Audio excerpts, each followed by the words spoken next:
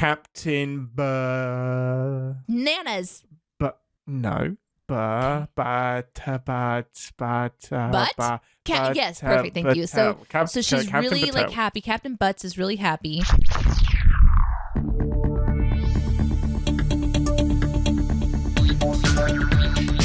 Captain Spot, Stardate 133014.1. Welcome aboard the Starship's Enterprise, and thank you for joining us as we take a brief shore leave from the world of Cinemasins to explore the universe of Star Trek.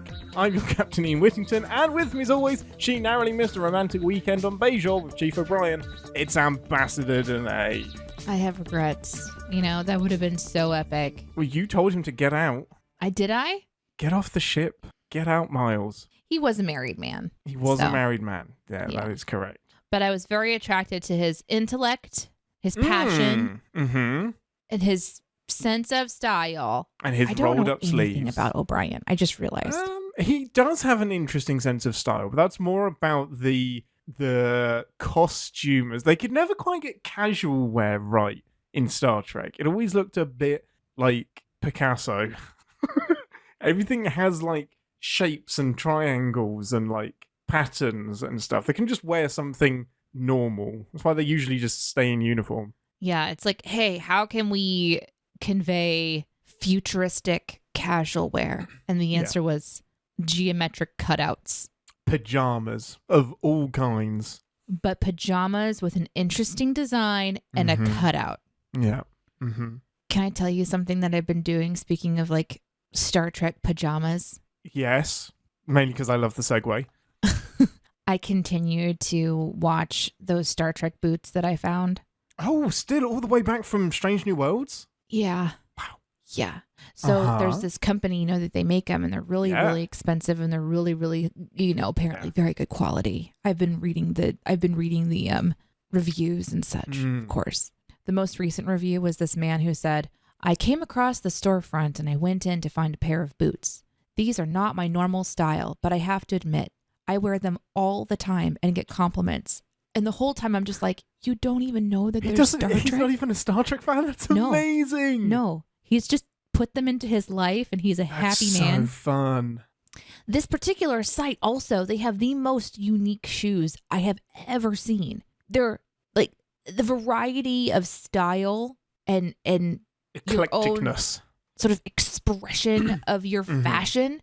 It's endless. I want those shoes so much. They're so amazing. But I wear them. They come in like white and black. Ooh. I did look at the Star Trek. There's a Star Trek jacket, the leather one that they wear in Picard season 3 that has like the different command colors. And it was $80. The reviews were great. And I'm like, that's okay. That's expensive for what I'd usually spend on a jacket. But then when I clicked purchase, it was $40 for delivery. I was like, are you kidding? Are you cycling this thing to me? No, that's so expensive. I could buy another jacket with the delivery fee. Yeah. I remember going and looking at one of the leather jacket sites and just got nothing but fake vibes. Yeah. And then I researched the website on like Better Business Bureau or something like that, and it was just buyers beware warnings everywhere because the pictures looked great, and then they were fake reviews, and then it was a whole bunch of real reviews, and there's people like, this is just the shittiest fabric. Garbage. It looks nothing like it. I can't get a hold of the company, etc. So then I've been really nervous about buying clothes, except for like if it's on Etsy or something. I feel like I can trust. Yeah, you know they're independent people. Yeah. Well, speaking of buyer beware, that is exactly how Data describes the Ferengi when we first meet them. So let's get into some Star Trek. Oh, Jesus Christ. What the fuck was that segue? Look at that segue. That was incredible.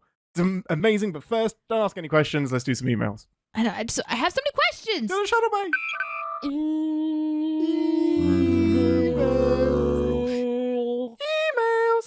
Okay, hailing frequencies open, everyone. It's time for us to read your emails from Discord, Twitter, and, well, email. This week, I have been sinned, Ambassador, and I have been taken to task, and I need you to be the judge if I have been, if I, based on what this listener has said, if I have been too harsh, and whether they are justified in berating. So this is from Joel. Okay. Hello, Joel. They are justified, yes. Okay, moving on. Let's do the next email. She already sides with you, Joel. In your episode on the Q and the Grey, Captain Ian made a disparaging remark about TNG Season 2, in which he said it is, quote, a pile of shit. Sadly, I must request a court-martial for this slanderous remark. Everything is on record. Like, I completely forgotten that I'd said this, but yes, apparently I said that Season 2 of TNG is a pile of shit in a very offhand comment. Joel continues. Yes, the season is uneven as it features an abysmal clip episode, Shades of Grey, and suffers from the departure of Dr. Crusher, though I do like Dr. Pulaski, even though they never gave her much to do. However, let me remind you of the strengths. Where Silence Has Lease is a solid sci-fi thriller.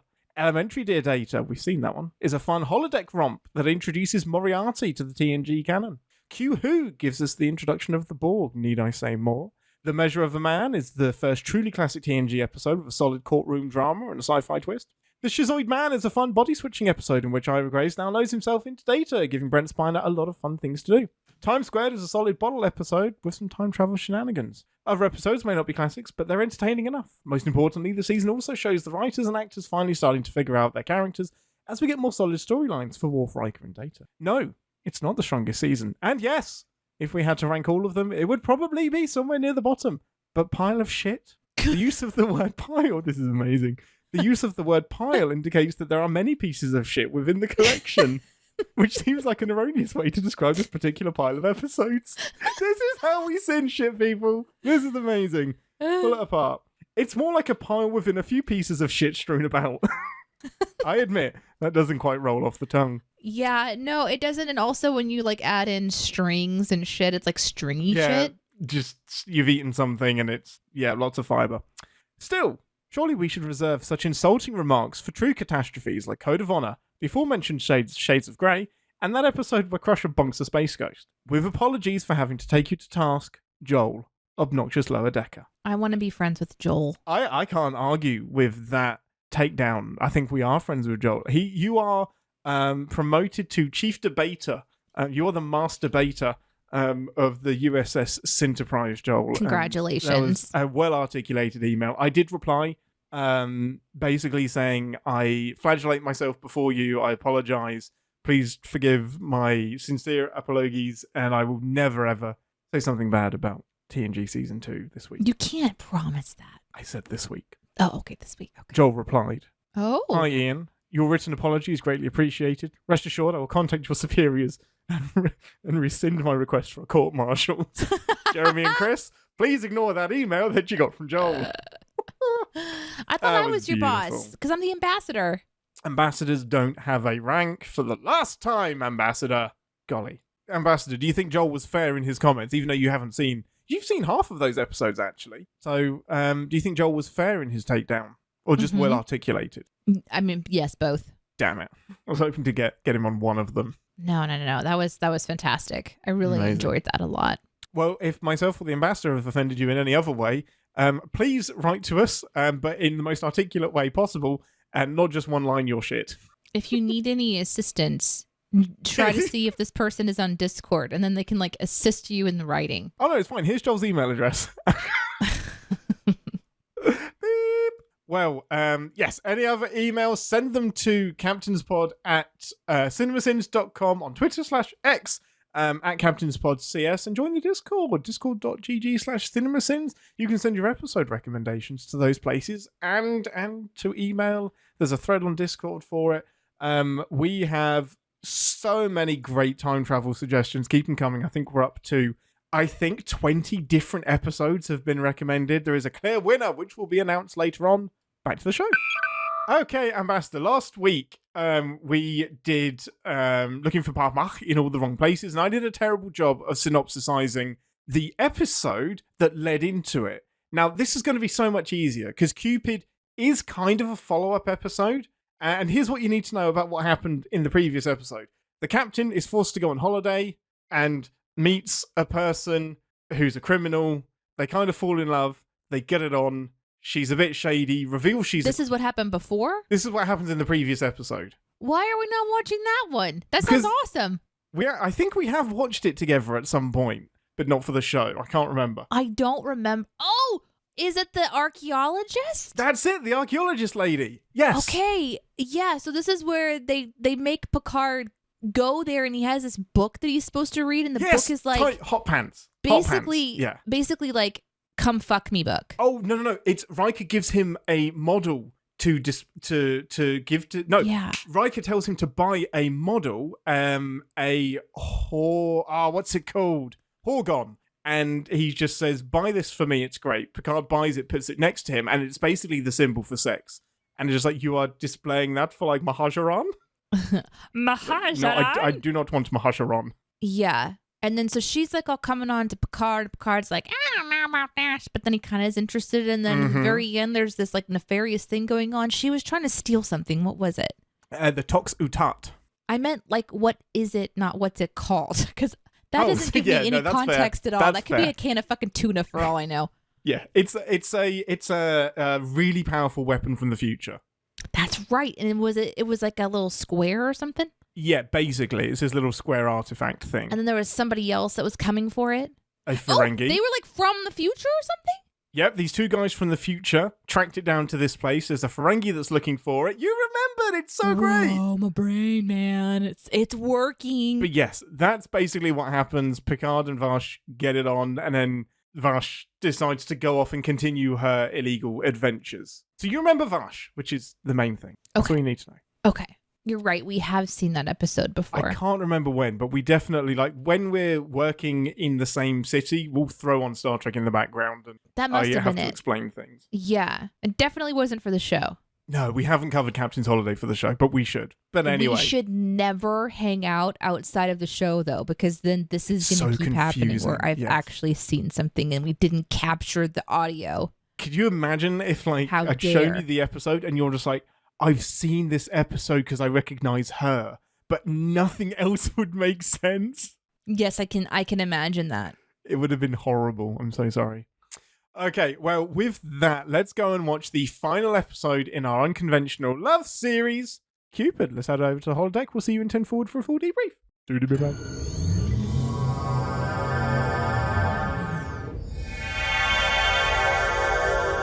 Welcome to 10 Forward, the part of the show where we grab a drink from the replicator and share our immediate thoughts and feelings, semi-immediate thoughts and feelings, on the episode we just watched together. Most important question first, what is your thing of choice from the replicator ambassador? Let's have some, like, Nottingham mead. Oh, you know? So me, I wasn't thinking those kinds of spirits, milady. Yeah, what would I have? What would I have? I would have that big chunk of turkey that Data holds up when he's like immediately transformed into a Friar Tuck. I want that. I just want to nom on it. But while I'm nomming on that, give us a synopsis. Whoa there. In today's episode, we have a very interesting back and forth whiplash of what it feels like to go to an archaeological conference versus cosplay. Yeah. At a convention. Mm-hmm. All with a little Q mixing it up with his arrow that ends up stabbing Data right in the chest. Yep. Fortunately, his motor functions appear to be intact. Will our most important question be answered? That being, why do women always smash people over the head with vases? Stop it. I could go off. That question isn't answered. But do we answer the question of what Q was doing? Also kind of no, but, you know, he's just cute.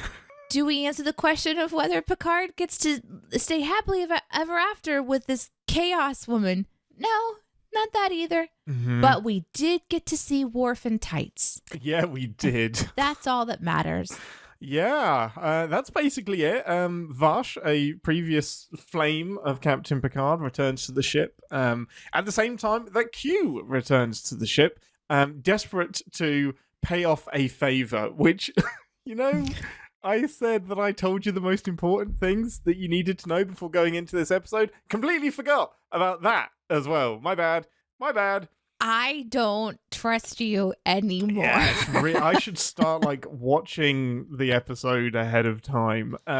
Yeah, and Q is determined to help Picard discover that love is a weakness and he is not immune to it. And then Robin Hood happens and they will live happily ever after. Overall thoughts and feelings, Ambassador. As we finish our series on romantic episodes, how did this one hit you? Genuinely, I forgot that this was in the romance category for a hot second. It works.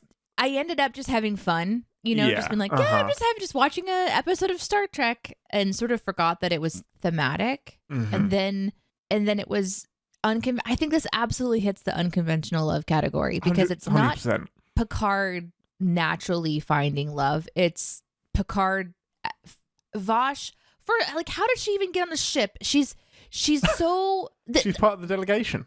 But she didn't even seem to act like that. She seemed to act like she's like not really part of it. I was waiting for this to be where she snuck aboard during the archaeological thing, was going to zip on down to the planet while everyone was bored with the Picard speech, and then find something, and then there was going to be like a rescue or some sort of a fight between the two of them because she was trying to steal something, and instead Q shows up and it turns into Maid Marian, and I was like, what the fuck is going on? Exactly what I thought, and it just like hard left turn into, now we're gonna do Robin Hood instead. It was so abruptly different than what I expected. Like, Picard goes to give his speech, and then everyone starts to just slowly shift into, and what happened to all the people that were there? That gone, doesn't matter. They died. Q killed them.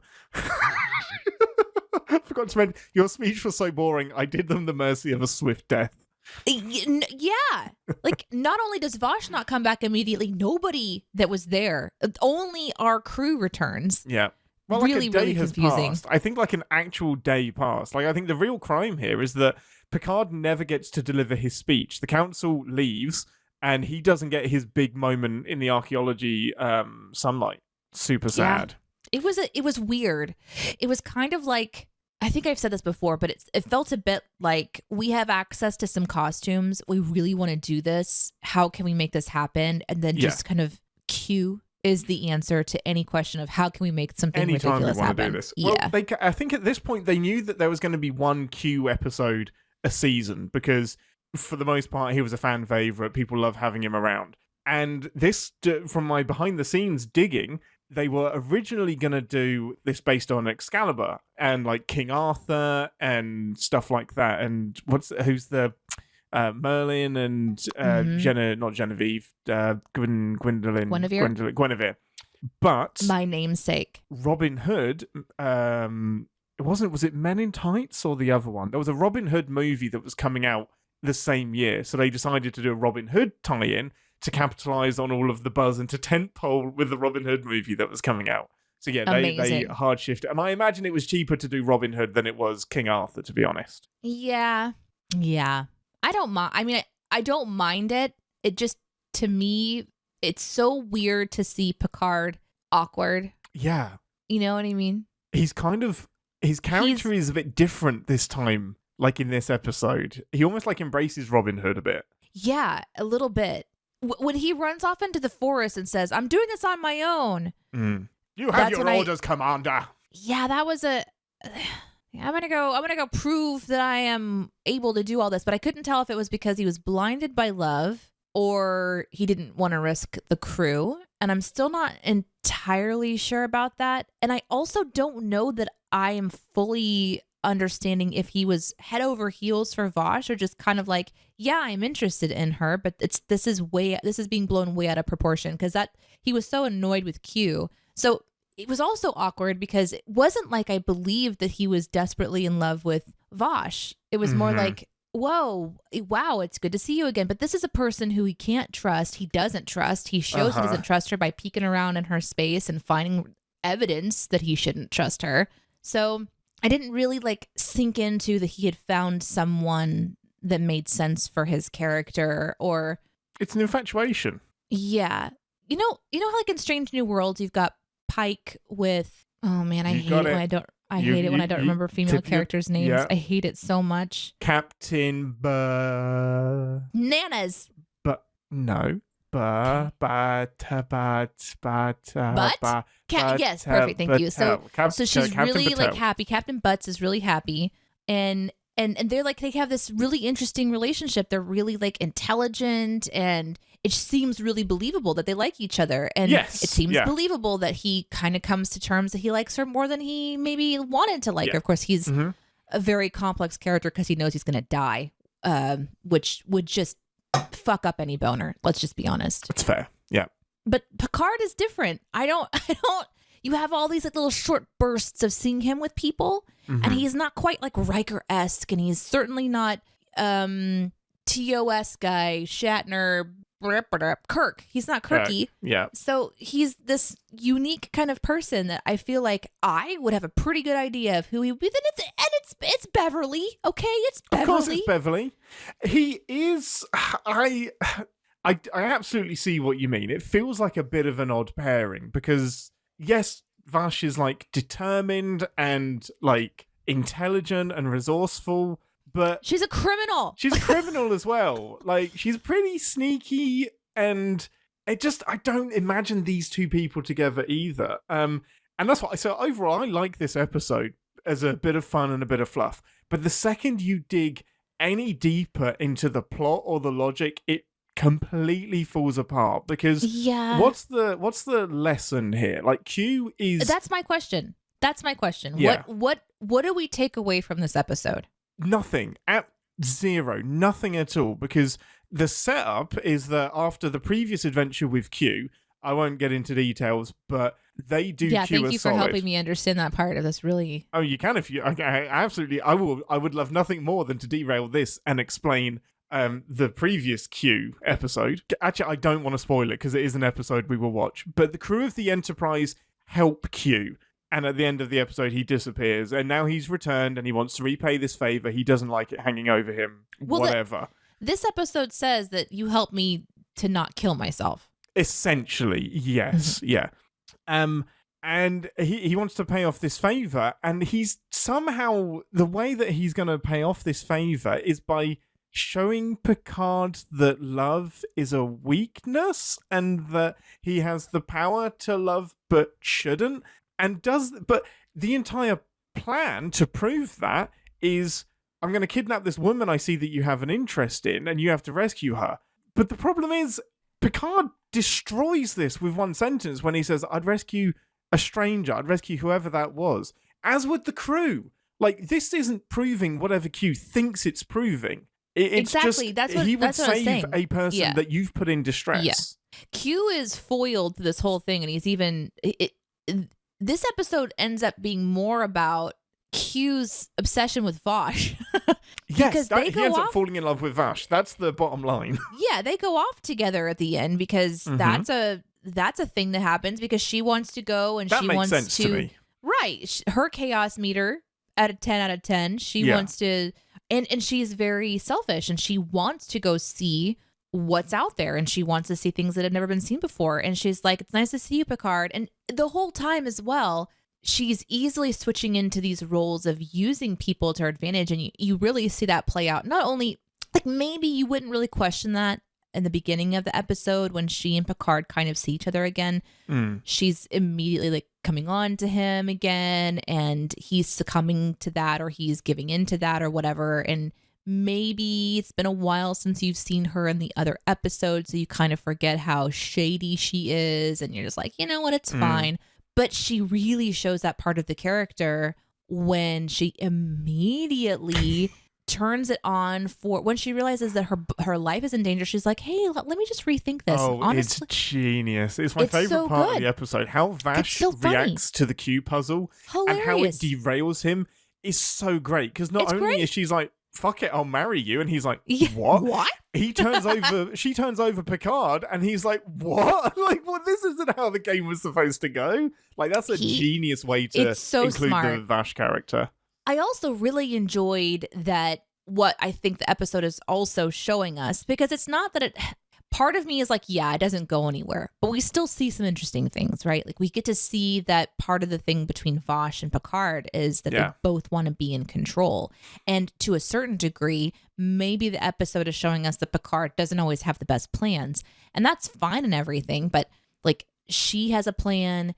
She's saying, you need to go do this, this, and this. And Picard literally picks her up to go chuck her out of a window, so I guess. And it was uncomfortable. I love that she has the better plan. She does. She seems to have the better plan, and it seems to make more sense to go with her. But she also draws a sword on Picard and then hands it over to bad guy, which I can't remember. It's a Guy of Gisborne. Guy, yes. She hands literally to bad guy.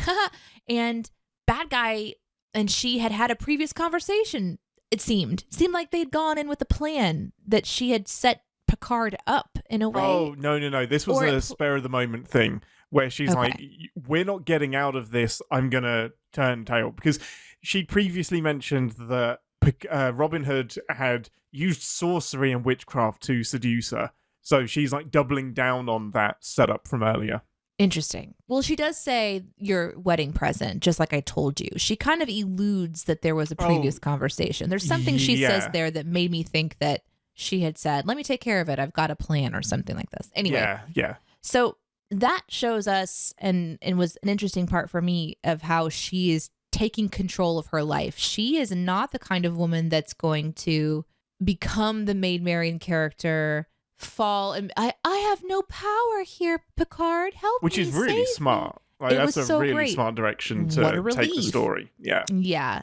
She was definitely handicapped by being in like the 17th century or whatever she was in. Like that was the biggest part for her there, was realizing that she, without any phasers, she had to use her wit to get and she's great. That's exactly what she does. She's great at that. That's what she does in the previous episode. That's what her character is built on. The more I think about it, the more it is insane how Picard acts in this episode, because like we said, Q's plan is dumb and doesn't make any sense. And Picard is just like, we'll rescue whoever that is. It doesn't matter if it's Vash or not. He then undermines that by saying, this is personal, crew stay behind. What he should say is, this is a humanitarian mission. As a Starfleet crew, we are going to rescue this person in distress. The fact that he says, everybody stay behind, this is personal, and me and my boner will fix this, is showing his hand that it is a personal thing. He should just be completely detached and say, me and the crew, we're going to come up with a plan, and we're going to rescue this person as if it was anybody else, because it's our duty as Starfleet officers to do that. It's so weird that he goes off on his own. That's what Q was trying to prove, is that Picard had a part of him that could be exploited. Yeah. And that was essentially, if I interpret this correctly, Q's gift to Picard. His way of paying him back was saying, hey, here's the chink in your armor, buddy. Fix it. Or don't fix it and die. And that was for me, that was an interesting kind of like, I think that's what this episode was trying to do. Mm-hmm. But it spent a lot of time doing other things. And so I just didn't jump directly into the part where I believed that Picard was head over heels. But like you said, I think the show either failed at showing that in the right way, or they did show it because he did something so irrational that is out of character. And the writers are like, he actually does have this problem. He does have a little chink in his armor. He does have a blind spot. And maybe it is for bad girls. I think, especially considering how this chink in his armor is essentially never, ever referred to again or capitalized on in any way. There's a lot of manufacturing in this episode. So the first half... That's what it felt like for me, too. Yeah, the first half is manufacturing that he's hidden Vash from everybody and that he's embarrassed and he's private. I get it. That kind of fits with Picard's character. Like, he's not going to share his dalliances while on vacation with the crew. Well, can I say real quick, I didn't like that about Vash. Yeah, like, no, she's absolutely. She's so manipulative. This makes Vash should be like, yeah, that checks out. This makes sense that we're not a relationship. This was a one-night stand, essentially. But I felt like what she was doing is she was trying to ally herself with Picard immediately so that she is closer to her goal of going and stealing something, most likely. So she's really playing on his emotions. That's why I didn't like it. It wasn't that it wasn't written well. It's like, this is dirty. I don't even think it's that deep. I think it is really, really superficial. I think it's the worst part of the episode, where I think she's come there to exploit a relationship with Picard, but has then become genuinely hurt that nobody mentioned her, because there's no evidence there that she's doing that to get somewhere. It seems like she's really, really hurt. And it's all to set up this Q adventure. Yeah. Which sucks. That should be bigger than that. Maybe, yeah. Essentially, you have 20 minutes of manufacturing Picard being defensive, manufacturing Vash being offended, to then get to Q being the cure and able to pay back this favor that he has. It is like 20 minutes of changing characters and establishing character flaws to then have 20 minutes of Robin Hood. It's so weird.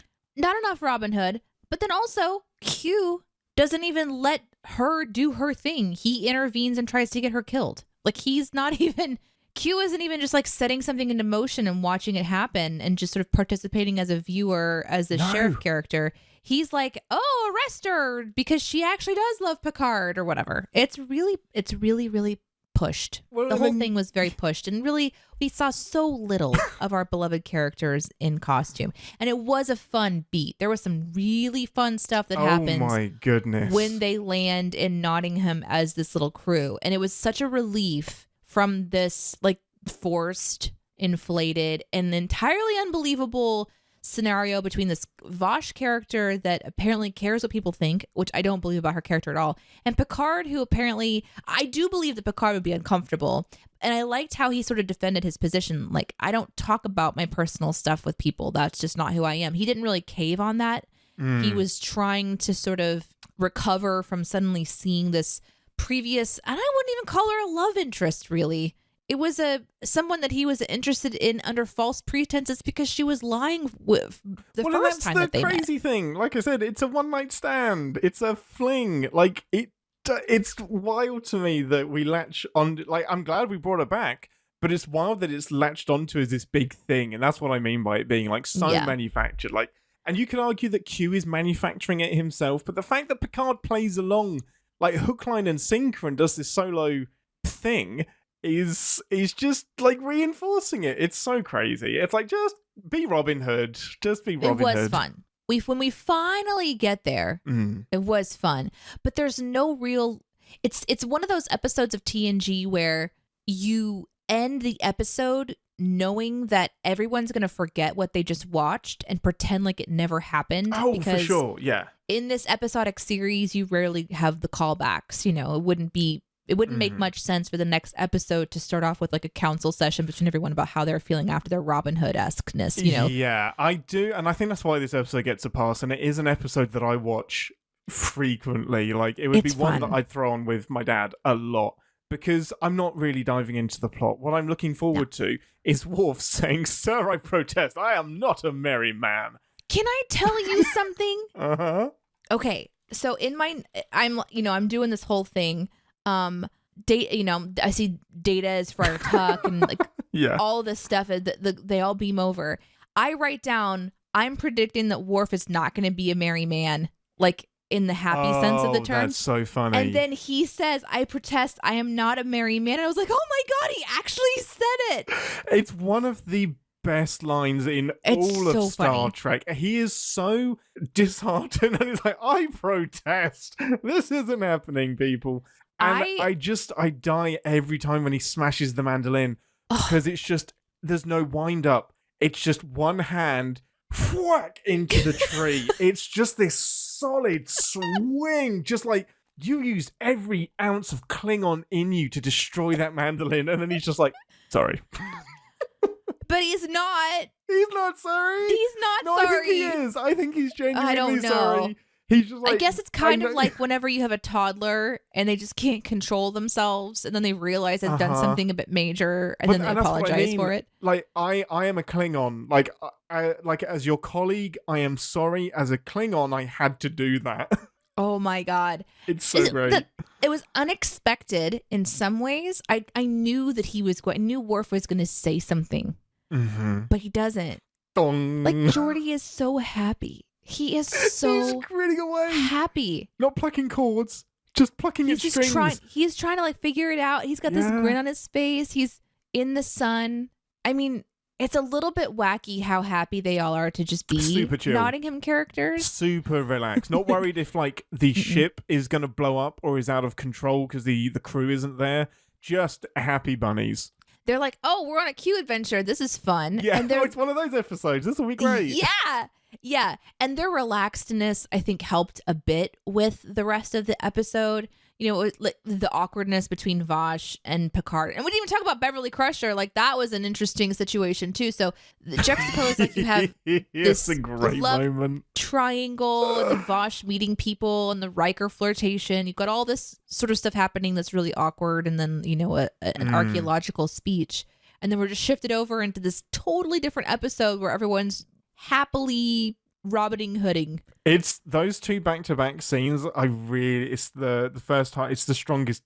It's my favorite part of the first half of the episode where he's at breakfast with Vash, and like the door goes off, and you just see his soul leave his body. I didn't understand why it was funny. You wouldn't, though, because you don't know that Beverly's at the door. But he knows he's missed a dinner date, a breakfast date, which means he has to explain why this other woman is in his quarters at breakfast, because she clearly stayed the night.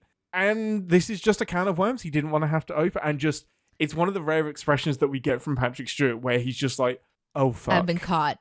Well, you laughed.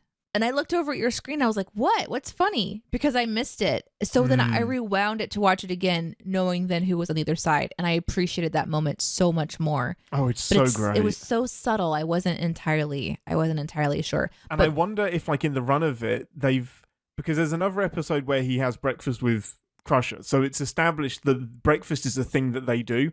And I wonder if that was in this season, which is why it would have made sense to do it. But they did a great job of just kind of like a couple lines that explain it away. And you get to see then Beverly and Vosh at the table together. That was dynamic, and I really enjoyed that part. So fun. The sass that Beverly has is incredible. She's so delightful. And seeing her after watching her in Picard, and she's so beautiful. She is. She's movie star beautiful. She's beautiful. Yeah. And then to switch back to TNG and see her when there were no wrinkles, there was no, white hair, just a different era for her body, but to still see just her acting chops. It was so fun. Just the joy in her eye when she's like, oh, really? Tell me more about Jean-Luc. Yes, there's a joy in that she knows that she and Jean-Luc have a love of each other, and it's a professional love. And if it does border on like relational interest, it's something that they're like willing to explore to a certain level, and they don't want it to compromise their professionalism. Absolutely. So it's this very interesting, specific love or specific care of each other that when you see Beverly then interact with a character like Vosh, who is just like sexuality and chaos and adventure and a completely different element of something that would be attractive to Picard, and to see Beverly and Vosh not turn into a cat fight, but rather be like, oh, it's great. I liked it. Beverly I really wants to enjoyed know more that. about her. It's like, you have the key to something I want to find out about Jean-Luc. And to then like take that straight into 10 Forward, where Riker just gets his number called, like straight away, Horn Dog like mounts her in 10 Forward, and Vash is just like, oh, you must be Riker, and just deflates him. You just see him become this 2-foot man that's just like, I've been exposed. Yes. So great. So good. It's so important for them to never let Riker marry. And it's like, it's a great bit of self-awareness that the show has as well. It's like, we know he's Kirk. Like, we know he's a bit of a horn dog, and we know, like, he's the tall, buff guy. He's the Commander Ransom, even though Ransom hasn't happened yet. But it's great to take him down a peg or two. It's so fun. Yeah, I suppose. But when I watched TNG, I was infatuated with Riker in that way, where I'm just like, oh, he's so handsome. He's the reason I have a beard. So I don't know why I never really picked up on how annoying it would be to have a horn dog like character. And this is the closest I've seen in what we've watched so far. And I'm not suggesting that we do a Riker horn dog series, because I'm sure they would be very uncomfortable. Eternity never looked so lovely. Horn dog, Star Trek wide, I'm sure would be a very interesting season of Captain's Pod. Yeah, that would be extremely uncomfortable. It would be a lot of me not liking Kirk. Yeah, there'd be a lot of Kirk is what I've heard. Yeah. But with Riker, this is one of those instances where I I'm realizing that this part of his personality it's weird. He, in that moment, okay, what we are seeing on camera is the door opens before it has even hit the edges of the frame. Yes. He is double taking to the door. Oh my God. He's fully ready to mount, like you I'm said. amazed he doesn't pass out from the rush of blood. He is not a human. He is a human mixed with some kind of an alien creature that can just smell pheromones. Yeah. And he pounces on this woman to capture her interest so quickly, and that is a little bit awkward. Yeah, it is. Now I'm thinking about it, and it's like, oh, he's turned from this chair mounting character to like a female mounting character. Listen, it's the 60s. It's the time of free love. The 2360s. You set me up. The face that I just gave you, I'm like, it is not the 60s. Not the 60s? Yes, it is. Oh, I see what you mean.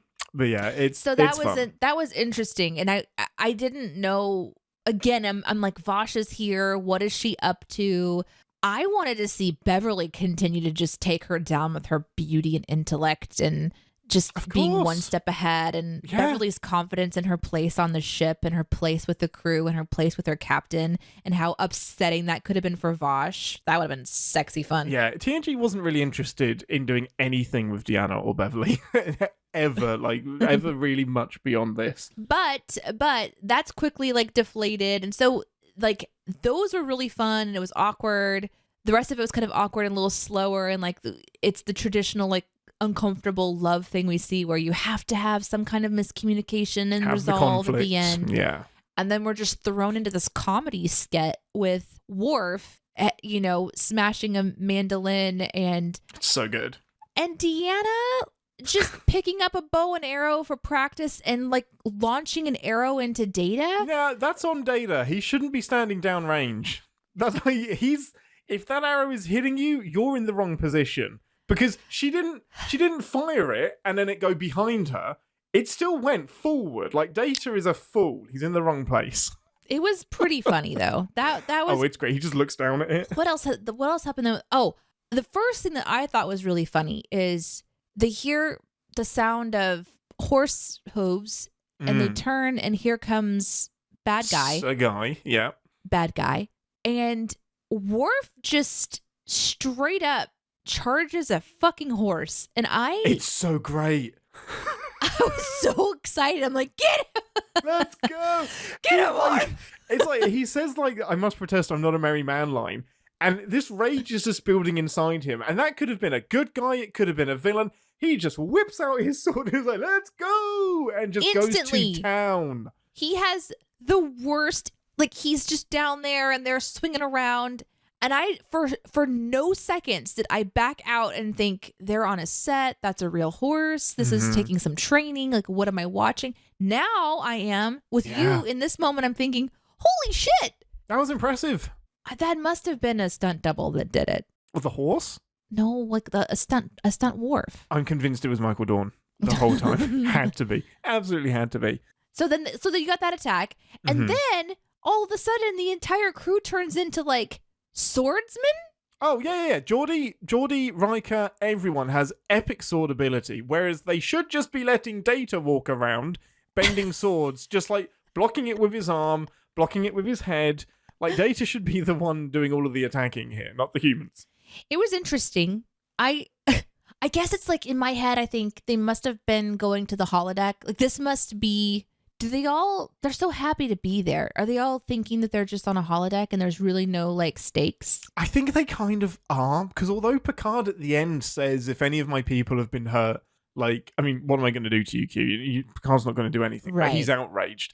I kind of get the impression throughout the whole episode that none of them really feel like they're in danger or at risk. No. Like, okay, Worf gets cut on the arm. Maybe that's to show us that injury is possible here, but bottom line, if anything happened, we've seen this happen before. The problem is, Q has killed the entire cast and brought them back to life. Like, there is no... By the time you get to season 5 or wherever we are, season 4, there are no stakes with Q, to be honest. No. He's done the fucked up thing and he always undoes it. So there's no real risk here, which is why I think the tone has to be super funny like this. It has to be a bit dumb. It was definitely silly and fun and Ren Fair, and I'm all for it. And they were all kind of excited to be those characters as well. Apart from Worf, but yes. So we've talked about this at other episodes as well. After watching this episode, I now feel like I would have a hard time if I ever were to go to a convention not cosplaying as like either Troy or Beverly in the Nottingham outfits. Like that's too tempting. Of course. And it's pretty easy to throw together as well. Yeah. Oh, you just got to carry a pot around and be useless. That's it. This is what I'm saying. I'm going to carry a pot. I'm going to carry a bow and an arrow. And I need to make sure that this bow has like a big old flat magnet on it. And then whoever is with us, who's also cosplaying as Data. I'll be Data. Okay. Just every once in a while I fling it, you know. Arrow. And it just, you have like a big like chest piece. It's just one big magnet. I shoot you. And then I pull this pot out, which has to be able to like be a pot that can fall apart and then get put back together and then fall apart. And I'm just smashing people's heads the whole time. Amazing. No, without consent, just smashing people over the head. Like, how fun would it be to go with a group of friends as this particular episode? Best cosplay ever. It'd be amazing. It'd be so fun. Immediately recognizable as well. I have a point. I want to see if you agree with it or not. Okay. I actually think this is the perfect amount of Robin Hood. Like, it takes over 20 minutes to get there. But I think if they'd have just said, the conceit here is Robin Hood, he snaps his fingers, everyone's Robin Hood, and then we cut to credits, I think 40 minutes of it would have been too much. I think doing half on the Enterprise, although the setup is a bit shit, it does make the 20 minutes of Robin Hood kind of more fun and impactful. I think it works better this way. I don't just think it depends on. Would you have wanted an entire episode of Robin Hood? All Robin Hood. Just all of it. But not exactly the kind of episode we saw. And I don't know if they would have done this, but exploring the difference between Vosh and Picard. Picard realizing that he and Vosh are not good for each other would have proven Q's point to a certain degree. But if she got to it first, that seemed to be really undermining Q's entire point. But I don't think that they knew what to do with them. And I think they knew they had to get back to the ship and just wrap it up because it was so much setup of Picard and Vosh's relationship on the ship before we got to the Robin Hood kind of thing. It kind of didn't need the whole crew to be down there fighting swords. Definitely didn't need Beverly and Deanna. Well, that was it too. Like, we really didn't see much of the crew in action. I do think that it was nice though to see the crew like supporting the captain giving the speech. And it's fun to see them like revealed under the hoods. And then yeah. They come out to save the day. Yeah. Which, it's them whenever they show up in the red cloaks. But still. No, I was talking about like when Picard is giving his speech and they're in 10 forward or whatever room they're in on the ship, and the crew is like in the back supporting the captain. Even though I really liked that part too. And I also like that it shows his character. He's really, really passionate about archaeology. Yeah. It was a bit boring. But you forget, he actually said something. Let me see. I think I wrote it down in my notes because he was sort of defending his writing at some point in time. And he said that he's addressing the greatest minds in the fields of archaeology. And he had looked into everything there is on Tegas 3. All of it. And I these are like little throwaway lines that, if you stop and think about it, gives you so much information about a character that obviously is really important to somebody who wrote it. This is a character who, rather than read a book or play an app game that exists or go to the holodeck and, go on vacation, he spends all of his time reading up on the most interesting planet that has the most interesting archaeological finds. And part of his speech, which I know we're not really listening to because we're watching the Q shenanigans start to happen with the hats appearing. His speech starts with how many important things were discovered on this planet. Like, this is how much has been discovered. Of those, this is how many are significant. And I found myself getting really into that a bit. I want to hear the rest of this speech, this lecture. Too. Yeah, it's like there's something about Tegas 3 that has Picard's full and undivided attention, and that makes me, a Picard fan, want to know more about Tegus 3. So maybe my that's cosplay really should be interesting. an archaeological find on Tegus 3 just so to you can attract be discovered Picard. by... Oh, wow. Oh, we're going deep. Just like, come to me, Picard. Come find me, unscavenge me. And maybe it's weird because I like my best friend is an archaeologist. Mm-hmm. She's a legit certified digging archaeologist. in the sand. Yeah. This week she's actually in the field, excavating land to see if there's a site that goes back to like the 1700s and stuff to see if they can like find some things. I'm just like, oh my god, this is so cool. So she was over here putting together her gear and gearing up for this thing, and so to see Picard be really into it is it's definitely boring, and I know why we're not spending a lot of time on it. Yeah. So, but maybe just like a little bit about that, a little bit of a setup. Give me like 10 minutes of a setup. This is what we need. I think if this came out today, you could have like a bonus episode or like a DVD extra where he actually delivers that speech and gives the entire presentation. I would love that so much. Because the opening is beautifully written and he's like, this is how he's going to frame it. And if you'll forgive me the conceit, I think I'd like to take you on my adventure through this fight. I'm like, let's go! Let's have the adventure! I love listening to his speeches. And also it shows his character as well. He's drinking cups of tea or coffee or whatever. And in the background are 3 or 4 drinking mugs in the background as well. That's really clever. So just on the set, you've got Deanna, the counselor, there just checking in. Hey, are you getting enough sleep? Like, you're really stressed about this. I think you should take care of yourself. And you've got him just amped up because of how important it is. And even though it's like kind of boring, it's like, wow, this is to him one of the most important things he's ever going to do. And Q fucks it up. Like, Q fucks it up. That's the heartbreak, is that I hope in my headcanon they reconvene, they do it all again. But it's so cruel of Q to do it. Like, he genuinely, and this is where, again, the plot falls apart as soon as you look deep into it. Q is genuinely bugged by this favor that he owes Picard. But he is, like, doing so much damage. Like, you're literally the best favor you could give him is never see the man again. And he says that. Yeah. Picard says, I don't need anything from you. Just leave me alone. Absence, just go. And Q and his own crazy is forcing a situation to occur. And I think because the episode shows us that Q is forcing this and we have a relationship that feels a bit forced, that's why it falls apart a bit for me. Yeah. And so I either want to see, like, this episode would have been so interesting if he would have transported the crew to this Tegus 3. Like, he offers Picard to do it and Picard turns him down. It's like, that seems like that's not a good idea. Yeah. He does it anyway, but he does it in the form of like Robin Hood. Like, maybe there's a forest there. I don't know. Like, there's a way to make it work where if they wanted to use these costumes, they could. But it felt like it was 2 separate episodes. No, it but really, either really way, does. I had a good time. Either way, I enjoyed it. How do you not enjoy seeing the crew dressed the way that they're dressed, having a good time in the woods? Yeah, it's the definition of just switch your brain off and enjoy it. And I'm really happy to do that in this one because the funny moments are so funny. It's so fun. Like, somebody just wrote down on a post-it note, we're going to dress Worf up as Will Scarlet. And that was how the episode was born. It was like, well, we're finding a way to make sure that happened. Oh, John Delancey's about? It's gonna be a Q episode. This was a note passed in a meeting about Tegus 3, and everyone was bored. Like the writers are like, okay, let's talk about Tegus 3. Let's really unpack the possibilities of them going here, like what this is.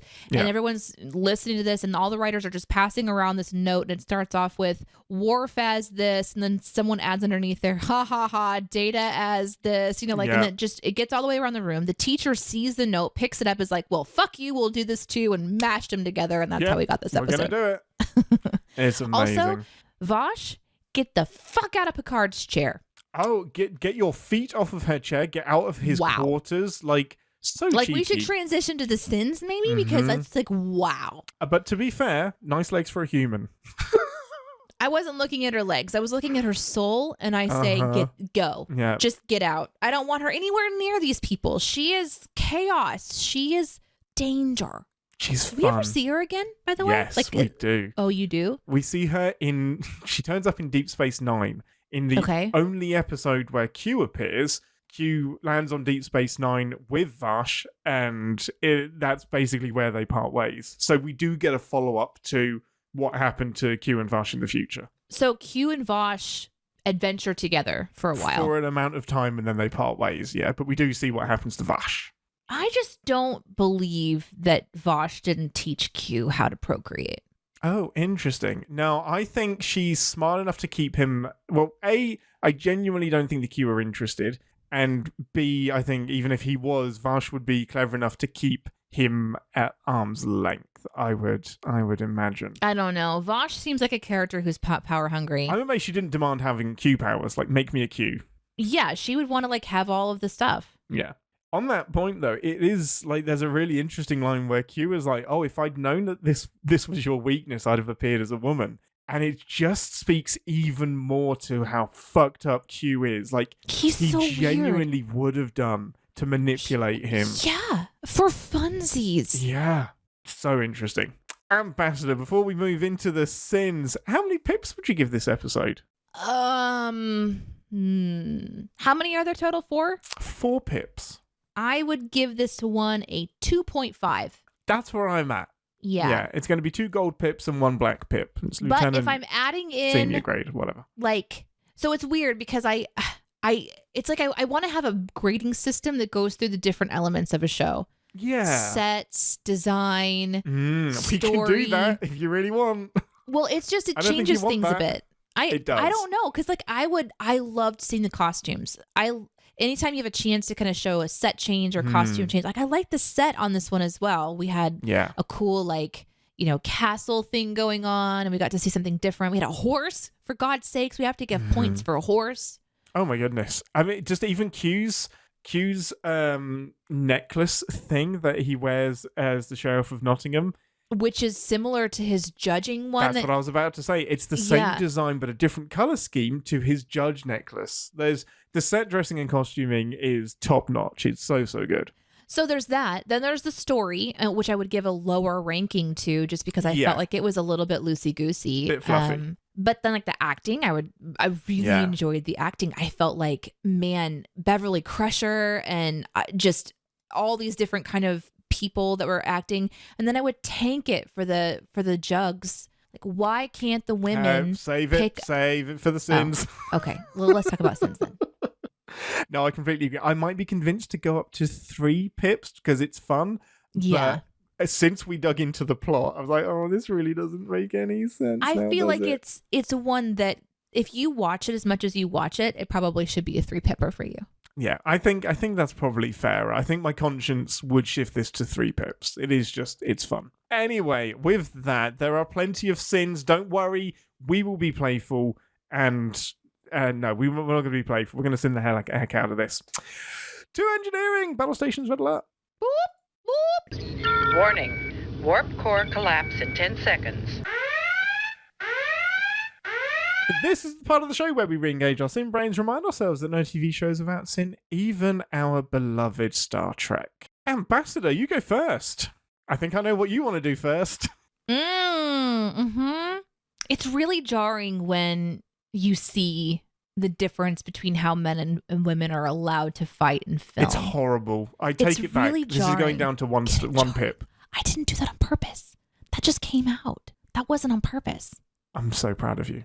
It's going down to 1 pip. It stands out so much. And yes, we're in the 80s, the 90s, but we're also in the 2360s. Why are all of the men with swords and then fucking Deanna and Beverly are just derping around smashing pots over people's heads?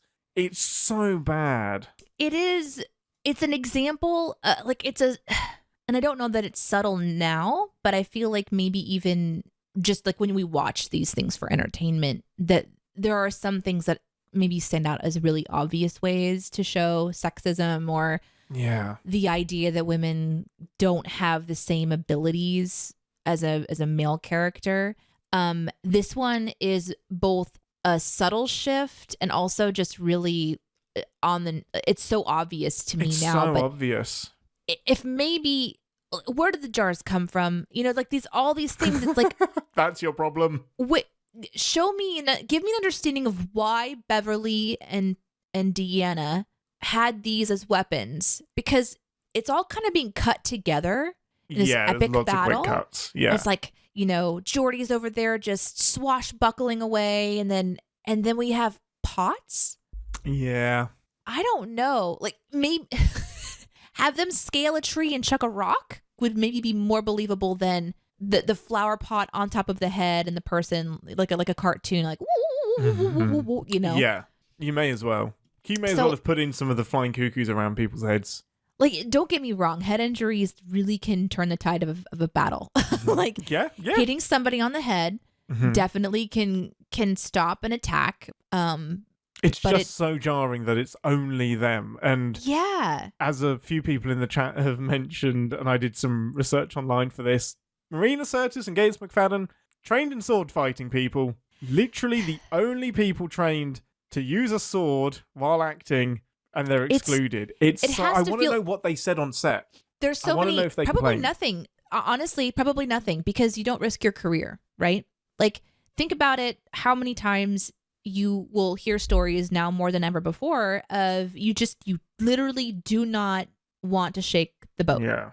You do not want to do it. And this isn't really like, don't.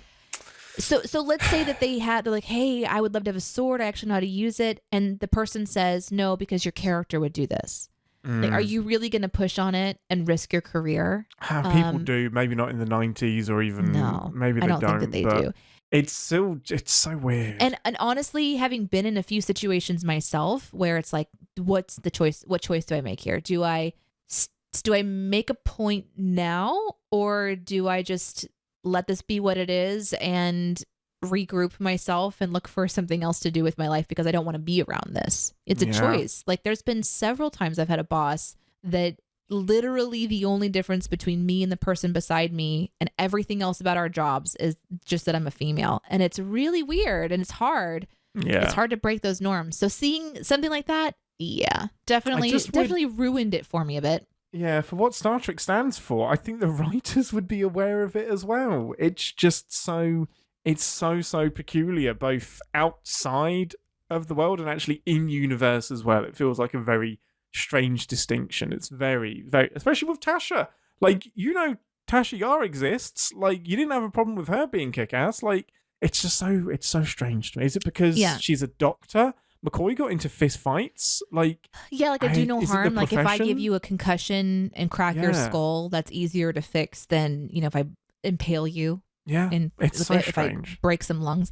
But also, like, are we really talking about them hurting people, or is this all a delusional? Of course, thing? It's all fiction. Yeah. So there isn't really anything to worry for if every character in this Nottingham thing just doesn't exist anyway. So she might not be as inclined to do no harm if she knows that they're not real. So I would love to have seen my girls right next to my guys with the same weaponry. It would have been so fun. Or their fucking bow and arrow, which we saw Deanna use. Deanna, come on. Yeah, but friendly fire. And honestly, shards of pottery is friendly fire too. Sorry, go ahead. Maybe if Frakes hadn't had a sword, he wouldn't have got injured as well. Right. So he actually got hit by one of the extras, and they cut his eye. Who? Frakes. Really? Riker actually got. I don't think you can actually see it in the show, but an extra went a bit extra, destroyed his quarterstaff and struck him across the eye with a sword, went straight to the emergency room in full Little John outfit as well, and had to explain what was going on. Well, I would assume that in that moment you would have both the actors for Beverly and Deanna exchange a look like Do you know what? Maybe if he'd been trained in sword fighting, that wouldn't have happened. Maybe if they would have leaned on our expertise, this could have been avoided. But amazing. You know what? That's what it is. Well, I have a lot of sins that we mentioned, which was like, Vash, get your shoes off my chair. Oh my God, made just me so mad. Just disrespect for the captain's chair. So disrespectful. So mad. But my big one, my big one, other than the lack of women sword fighting, is Picard's choice of venue for his speech. You have Really? Yeah. What a nitpicky thing.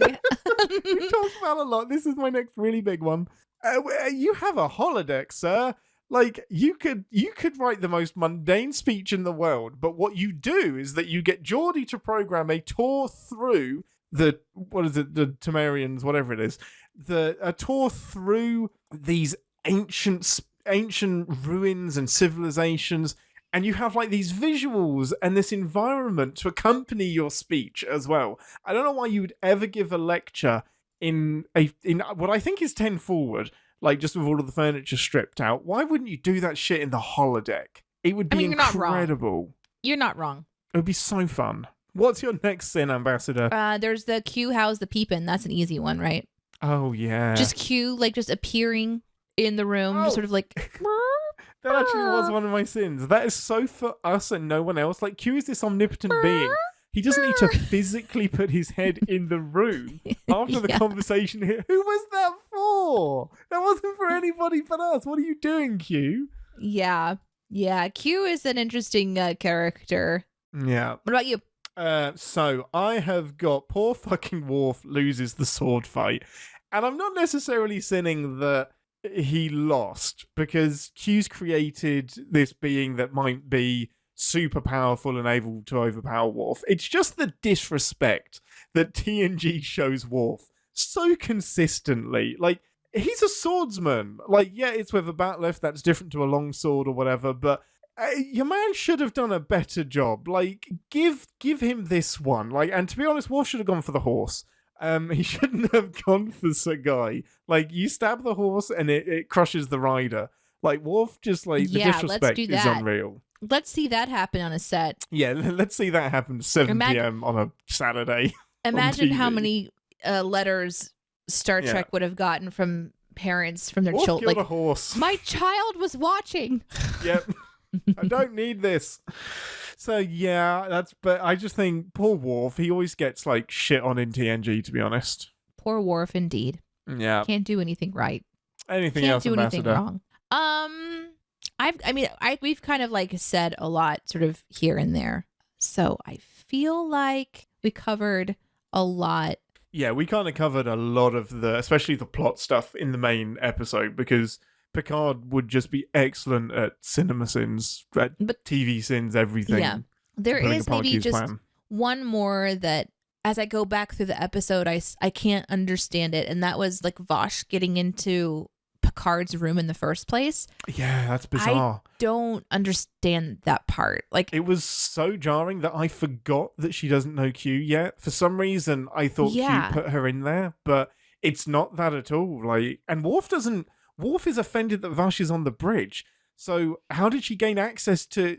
She didn't go through security. Mm-hmm. Riker doesn't know who she is yet. All of the crew don't know who she is. So, I mean, she shouldn't have been able to hack her way into his quarters. It was really confusing to me. Yeah. Super weird. You would think of all of the places to go, the bridge and the captain's quarters would be the most difficult to access. You really would think they would be very secure. Once again, another reason to not trust this character. Yes. She can be anywhere at any time. Well, that's pretty much all I have for this beautifully whimsical, silly episode. Final thoughts on the love series that we've done, Ambassador. Has it enlightened you into how Star Trek deals with love? I actually have been kind of impressed with how Star Trek deals with love, because they were all a little bit different from each other, especially the Deep Space Nine stuff. That was really on the point. Like, they straight up said, so are we having sex? Or like, they went into the multiple love interest angle in a unique way. And I know that I was a little shaded because I thought that a couple of the characters were already married that weren't, but still understandable. Yeah. I felt like Deep Space Nine was really edgy compared to maybe what I'm seeing with TNG and especially super edgy. TOS and TNG feel a little bit the same in that it's a really similar love story approach to what I would usually see kind of in the media from like this era, but Deep Space Nine was like more edgy, and I kind of enjoyed that. Well, and we could have done the whole season in DS9 as well. They have more of that on the show. Hands down, my favorite one though was the TOS one with Kirk and the going City on back the Edge of Forever. That's yeah, awesome. that was hands down my favorite. Oh, that's so fun. That's really, really cool because that is like, it's, if you ask like kind of the internet, it's held up as the greatest episode of Star Trek. So yeah, really, really interesting. It was such a crazy episode for so many reasons. Yeah. And I think watching it and then learning about what it could have been was a total mind fuck. Yeah, just the insanity of that, of Harlan Ellison just going crazy.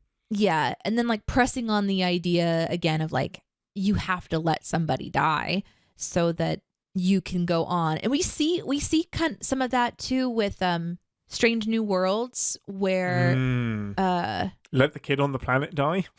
Well, yeah, that.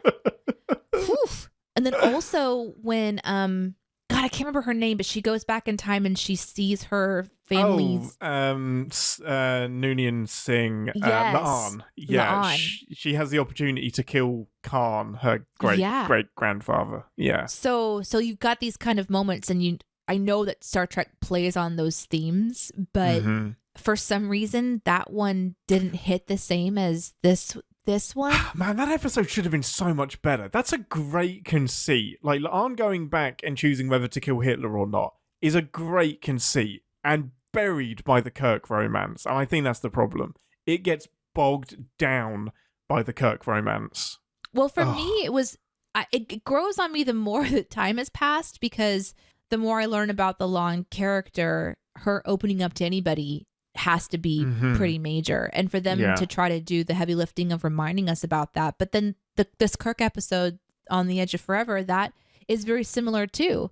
It's just the love thing just kind of comes out of nowhere. I guess so.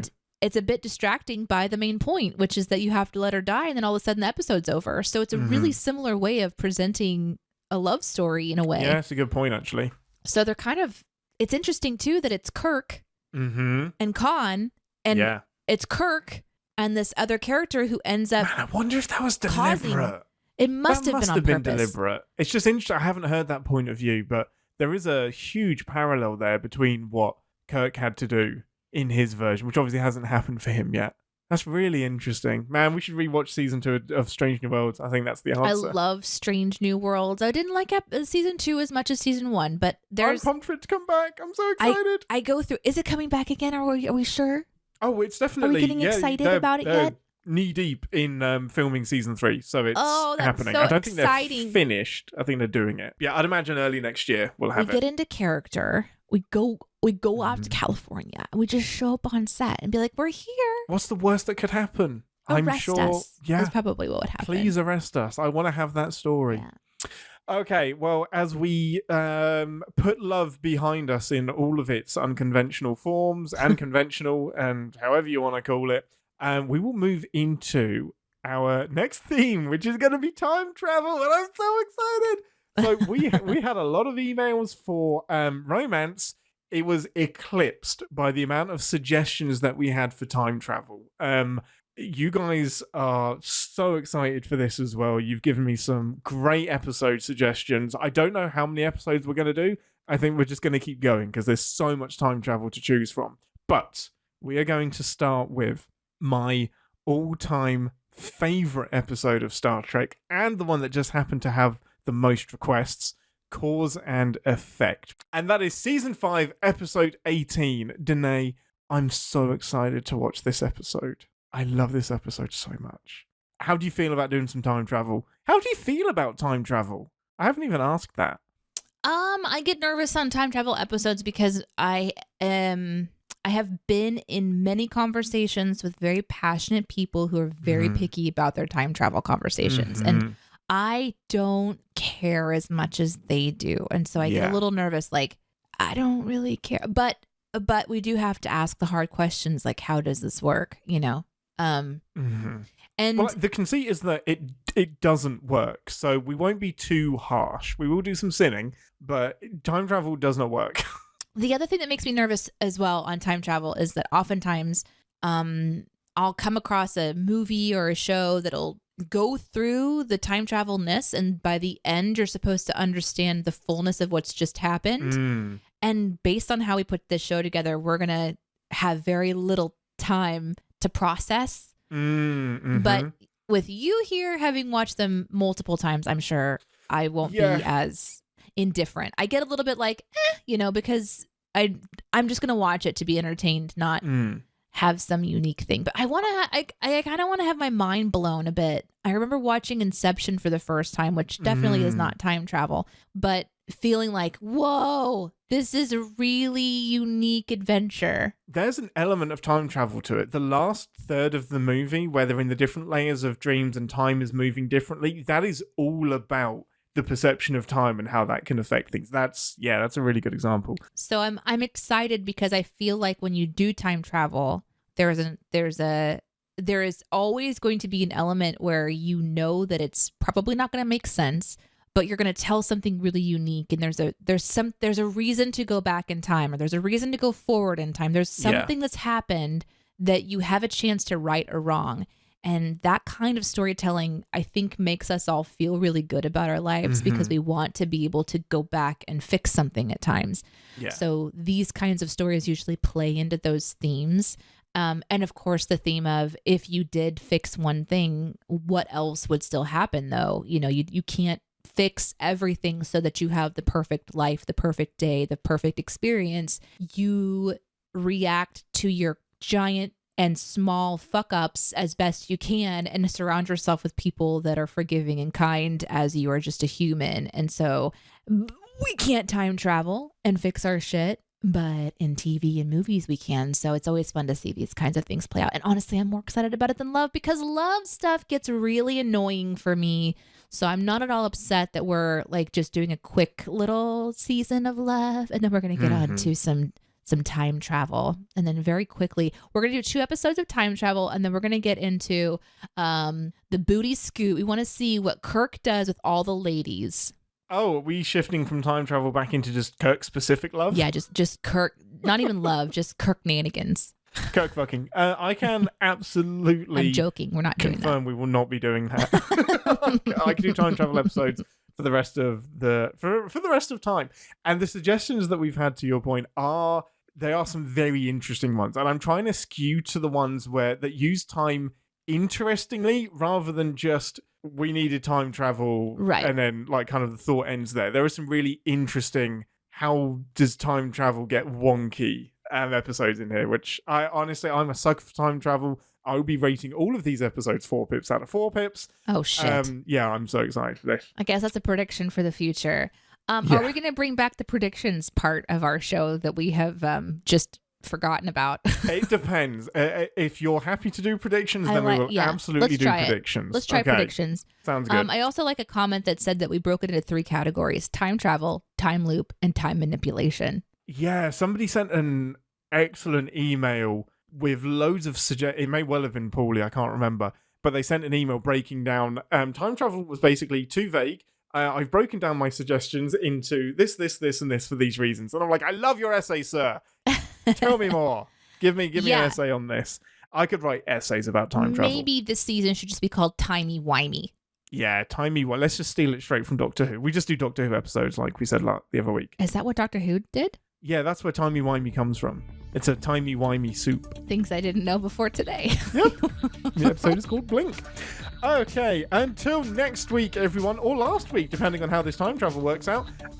You can send us your suggestions still. There's plenty of time at CaptainsPodCS on Twitter /X, CaptainsPod at Cinemasins.com, or on the Discord, discord.gg/Cinemasins. We love talking to you all. You're the best. We will see you next week for Cause and Effect. And until then, I'm Captain Ian, and of course, I am not a merry man.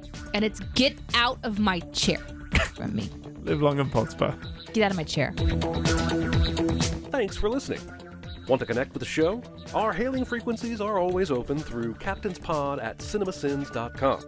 Like, comment, and subscribe on your podcast player of choice, and be sure to visit Cinemasins.com. Oh man, I forgot my coffee. Oh, what do I do?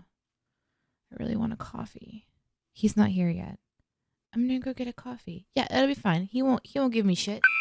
How are you doing? Good. Good. How are you?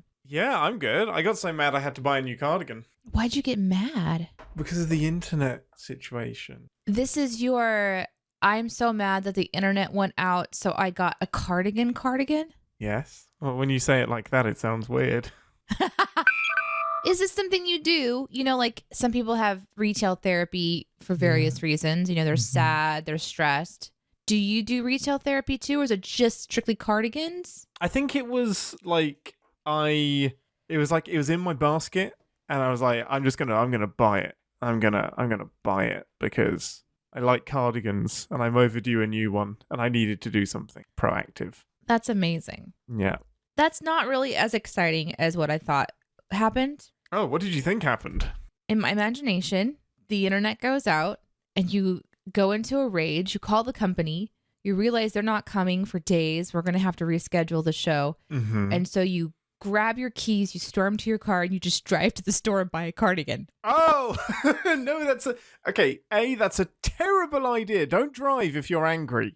I deliberately didn't drive anywhere because we don't need to be in front of like hundreds of horsepower of car, and like these things can kill people on good days. Like, don't be angry when you drive, people. Do not underestimate the metal boxes of doom.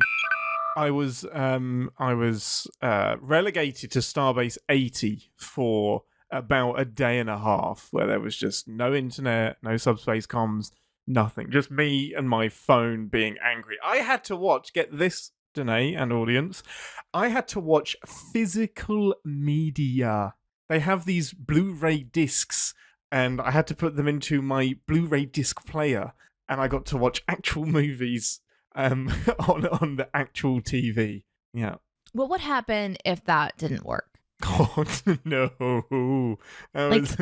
Would you jump in the car and go to like a thrift store and find a VHS player and some old like family videos that are in a tub in the back of the building somewhere? You do not want to watch those. Whatever is in that tub. What shops have you been in that have a tub of VHSs in them?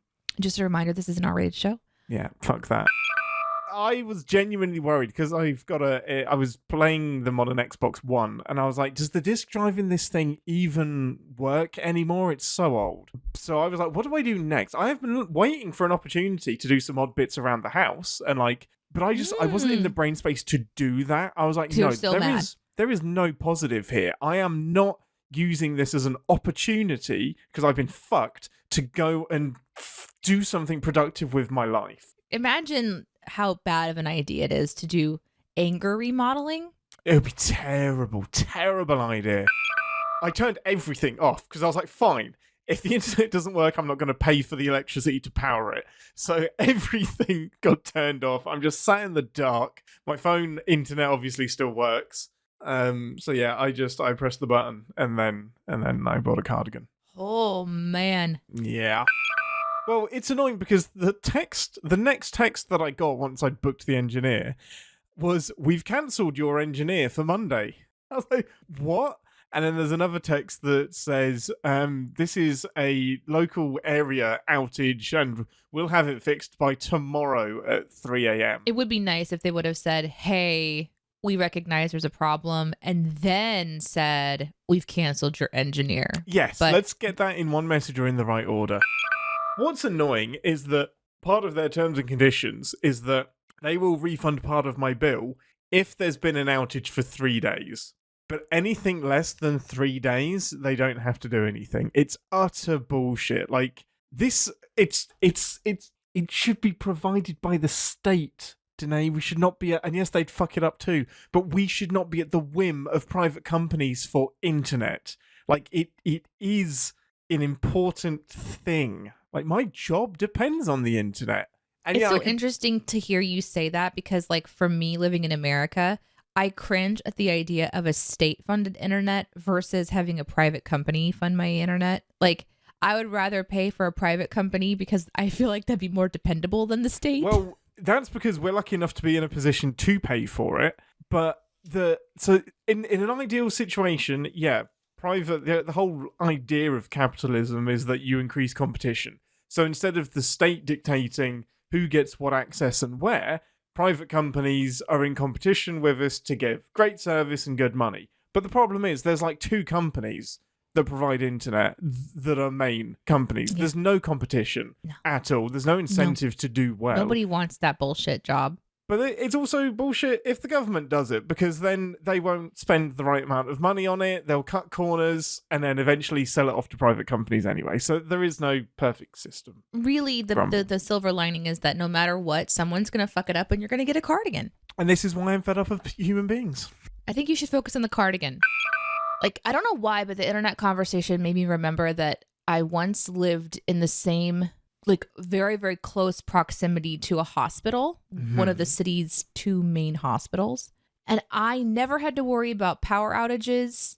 I never had to worry about internet issues. Because they prioritize the hospital? Most amazing water pressure. Oh, that's so interesting. Because I was, like, right in the zone. Yeah. Well, I guess, and you're also close to a hospital if anything goes wrong. Literally within walking distance. I could just walk there. Why don't more people live near hospitals? Maybe they do. I mean, only so many people can live near one. No, that's true. And I guess you have the downside of being in like a built-up area and like an inner city thing. You know what? We could probably think of what's wrong with just about everything. Let's think about the positives. No. What? How un-English of me. Interesting fact. According to Patrick Stewart's autobiography, he and Jennifer Hetrick Vosh were in a relationship for a while after Captain's Holiday, and it ended his first marriage. Oh, golly. Depending on how long that relationship lasted, that would have made this episode quite awkward. I did forget a part. This was going to be my quote before I just got really hung up on the chair thing. It's when Riker says, "I'll alert the crew." It was just so funny. Oh, I had that note as well. It's so good. Picard's like, I've been visited by Q, and he's like, "I'll alert the crew." It was almost like Riker was annoyed to be brought in. He's like, "What is it?" Yeah, because Picard is like, I've just been visited by Q. Riker is like, "Oh, okay," and he says, Q wants to do something nice for me, and then Riker's like, "I'll alert the crew." Like immediately, that means that's not good. This is not good. David Ellis says, Sin, all the Robin Hood shenanigans could have been avoided and Picard's speech improved if Jean-Luc had only taken Q up on his time travel archaeology offer. Yeah, and that's an interesting episode as well, but I think budget. I think this was a relatively cheap episode to throw together. Look at this comment. This is from CDR. When we're talking about La'an and Kirk, I still think that some relationship between La'an and Kirk is the reason why Kirk strands Khan on that place rather than bringing him in. So, like, Kirk's relationship with La'an... But that Kirk died. There is no relationship. Oh, yeah. Well, there's a blooming relationship happening, but she hasn't revealed who she is yet to the Kirk that we have. No, he knows, though. He does? I think he knows. No, he may not know. I don't remember. No, he should know. I don't remember. What makes this weird is that in Space Seed, when they first meet Khan, Kirk isn't just like, "Oh, hey, I knew your great-great-great-granddaughter." Obviously, because it hasn't happened yet. We fucked once. I agreed with this Wandering Winder. Also, Q feeling this debt, A, at all, and 2, right now makes no sense. Like, it's he shouldn't care about this debt at all. He's an omnipotent being. It shouldn't be gnawing on him at all. Commander Smith says, I would absolutely love a lower deck scene where there is a post-Q therapy group. That should exist. All of the people that have had to deal with Q shenanigans at some point get together and just share his abuse. You know that they need to find each other. Yeah, it would be amazing. Q-nanigans. It's the Q. It's like QAnon, but it's Q-unanimous. Stop it. Not Q-unanimous? Q-anonymous? No, because unanimous, that sounds like unanimous. Q-unanimous. Q-nanigans? Q-anonymous. Yeah. Yeah. Amazing. No. Yeah, QAnon was not a great idea. That was terrible. We're pretending like I didn't say that. I love that Danae is kind of done with love, despite I think the love season was her idea. 100%. Welcome to podcasting with Danae. But I wanted to see lizard love. We can.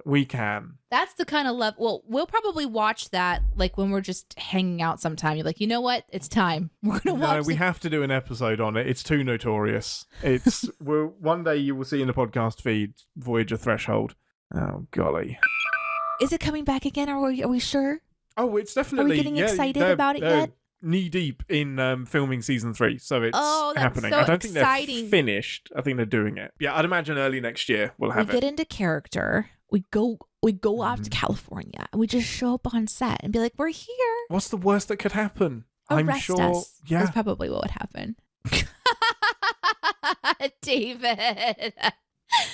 The worst thing that could happen is you go to the wrong studio. They shoot Strange New Worlds in Toronto, not California. Oh no, it's true. Oh damn it! Thank you, David. Shit.